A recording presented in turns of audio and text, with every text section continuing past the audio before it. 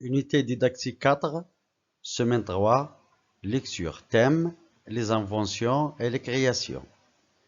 Le texte intitulé Octobot. L'objectif, lire et comprendre un texte descriptif. Livret.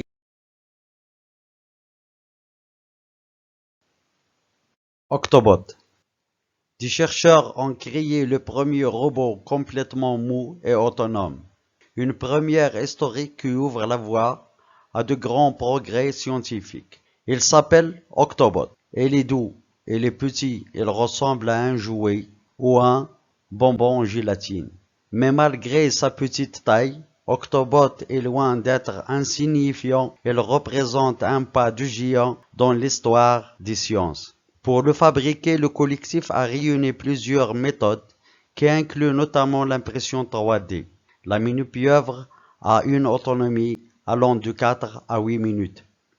Si pour le moment le prototype ne fait pas l'unanimité, il est néanmoins assez doux pour travailler de près avec les organismes biologiques vivants. Autrement dit, Octobot pourrait faciliter les diagnostics de pathologie en explorant votre corps. De la taille de la paume d'une main, elle est animée par un gaz qui lui permet de déplacer son corps artificiel de manière totalement autonome. Octobot.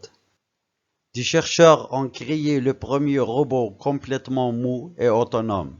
Une première historique qui ouvre la voie à de grands progrès scientifiques. Il s'appelle Octobot. Il est doux, il est petit, il ressemble à un jouet ou un bonbon en gélatine.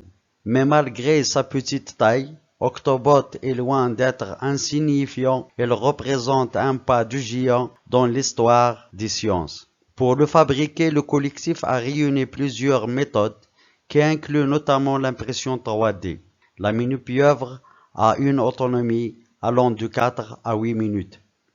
Si pour le moment le prototype ne fait pas l'unanimité, il est néanmoins assez doux pour travailler de près avec les organismes biologiques vivants.